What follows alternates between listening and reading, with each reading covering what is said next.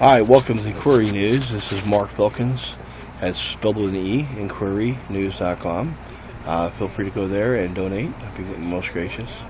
Like I said before, I'm sick, and I don't know how long I have to live, but some days are better than others, I'll tell you. Anyway, today I got a real massive headache, so I'm sure you can relate. Anyways, what I want to talk about today is taxes. How much does people pay in taxes? And Rush Limbaugh on his website, even right now, or at least as of yesterday, had on there, sorry, cat hair, put down that the 1%, top 1% pay, they pay 85 or 90% of taxes. And it's not exactly accurate. Back in World War II, a lot of those rich people paid 95%. That's the highest I think it's ever been, according to everything I can read. And then after that, it's been declining ever since. They don't tell you that. Also, it depends on when the sampling's done. Like, you could have one quarter where a corporation pays a lot of money, and then the next quarter they might pay none or very little.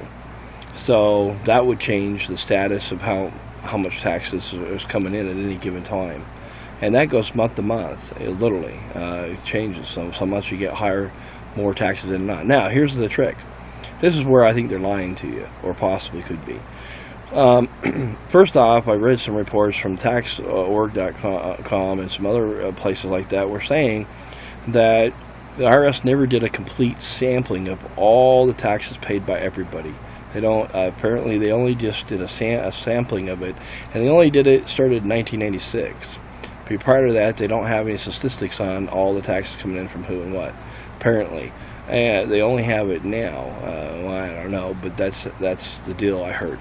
So now, since 1996, they have that. But let's say you're a big company, an oil company, specifically, and you paid a bunch of money in one quarter in taxes, and then the government came out and the next quarter and gave you, let's say you paid $1 billion in taxes in one quarter, saying you paid 100% in taxes or 95%, and you paid $1 billion. Woo, look at me, pat me on the back. And then the next month, Congress gives you a check for $2 billion back in a grant. So technically, you did pay that high tax, but you made yourself back another extra billion. So you net $1 billion bucks. You paid $1 billion, you got $2 billion back. You have $1 billion left extra that you didn't have before. So that goes on all the time, and there's subsidies and things like that, so it can get very complicated. There are a lot of corporations that don't pay any taxes at all, and zero.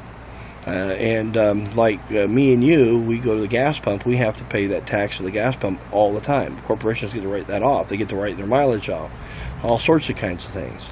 And they can also invest their money in ways we can't do. So they get special benefits that the normal people here don't get. On top of that, they pay some pretty good taxes, but it's not what you think. And it could be as low as 10%. It could be anywhere from there all the way up to 85 or 90, I guess. But as far as I know, they said that since 1995, take that back. Since World War II, 95% tax rate was then, and it's been declining ever since. So that's why the roads aren't getting fixed. That's why the hospitals aren't being built. That's why the hospitals aren't getting money, because ever since then they've been declining, and going down and down and down in taxes, and so they have less revenue to spend on things, and that's why they got to borrow a ton of bucks to keep things working. And so instead of going out to the rich, making them pay more, what they've been doing is letting the rich get off. And then remember, there's accounts, offshore accounts that businesses have. Like Apple was talking to Congress about $97 billion overseas, and they keep it over there because it's supposedly better. It's not really better over there. It's just that they don't have to pay taxes on it, which is wrong. I think every corporation needs to pay taxes on their money. If they want to invest in real estate or something, then they can keep it in the U.S. And if they don't want to do that, and they take it overseas when it comes back, soak them. I don't care. I also used to work for Marriott Hotel, and Marriott Hotel, if you look at my website here, you can see there where Marriott is talking about they don't want to bring money back to the United States because the taxes are too high. Well, I'm sorry, Marriott. That guy made Marriott Hotel on ripping people off, basically, that work there. All the employees don't get paid very well. They do give you a free lunch, and they're pretty nice to you, and it's a pretty easy place to work at. But overall, the work's not too hard, but overall, they don't pay very good wages. They don't pay a living wage of any kind. Most people can't live on it, and they're married, and their husband makes a lot of money, and they just do that as a extra income coming in. But you couldn't live on there. When I lived there, I had to. My rent was so high, I had to pay my whole check to them one payday, and the next payday pay the rest. I mean, it was ridiculous. That's how cheap it is for Marriott's. So they rip off all the employees, including assistant managers. The big guy who runs the place, he gets paid pretty good, but still not a lot. Like if you went out in the fair market out there, you'd find other people making more money in other hotels than here. So the big guy, I think he gets plenty. A couple $100,000 a year is fine in my book. But the assistant manager, they get paid crap, $30,000 a year or less, and they're there all the time, and all the headaches and problems they have to put up with. And then all the other managers for all the departments, they don't get paid very well either. I think like $12 to $15 an hour is it. And I mean, that's terrible. And that's how Marriott made his wealth, or one of the ways he did, is that he went around, he has super high, he charges has a premium hotel but charges below premium rates, so people pack it out, because instead of paying $1,000 a day for a room, they can pay $300, $350, or $700, whatever, and that's how it works.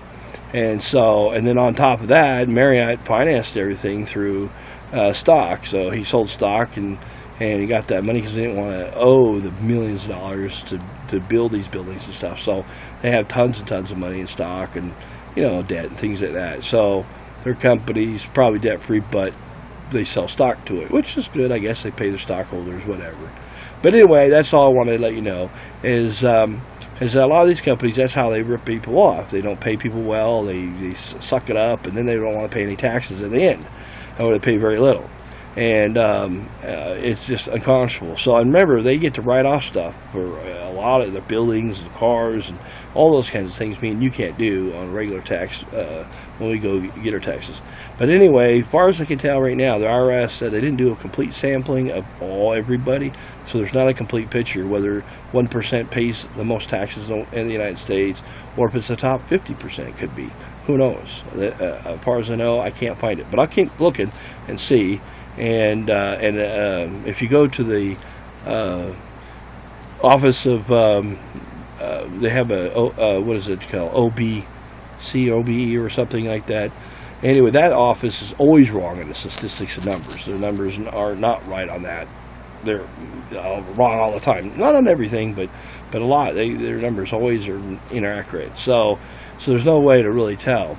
But I've still been looking around the IRS website and stuff like that and see if I can track it down. But as far as I know right now, that's an inaccurate picture what they try to display to you, because they get subsidies back, and some get huge amounts of grants and stuff. So I don't know what to say. They may pay the 80% or 84%, but they might get it all back in subsidies later on. So that's what Rush Limbaugh could be doing. Who knows? And maybe that's what he's talking about, but that's not an accurate picture. So that's kind of a misleading, and it's very complicated to get an exact perfect figure because of all the different Congress does a lot of different kinds of laws and stuff, and benefits and stuff to these people, and they go away and they come back, and so it just depends on when you sample the taxes. So like I said, one quarter could be super high taxes, and the next 3 quarters could be super low, and then overall they didn't pay 80%, they paid 50%, but they'll tell you 80% because that's true for that moment. Anyways, this is Mark Filkins signing off, and KoreaNews.com. Please make a comment about it and tell me what you think. If you find a report or know something different, please let me know. I'd sure appreciate it.